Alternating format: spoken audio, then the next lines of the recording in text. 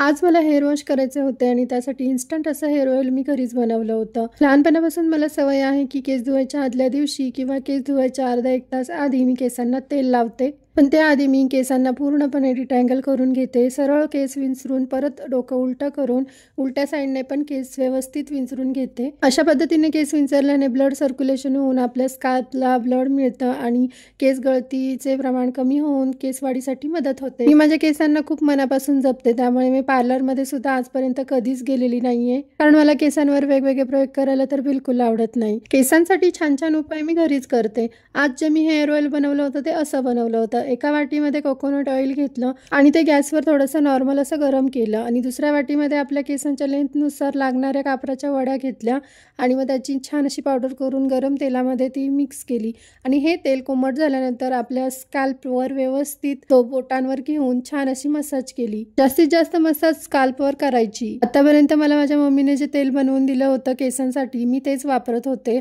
पण आता मला सुद्धा बनवायला यायला पाहिजे, म्हणून मी एक दिवस नक्की बनवेन आणि नक्कीच त्याची हेअर ऑइल रेसिपी मी तुमच्यासोबत शेअर करेन. हे झटपट हेअर ऑइल सुद्धा खूप उपयोगी आहे. अर्धा 1 तासानंतर मी केस धुतले. त्यानंतर मग मी दुपारचं मस्त असं जेवण बनवलं होतं, ज्याच्यामध्ये दुधी भोपळ्याची भाजी, चपाती आणि बीटरूट रायता होता.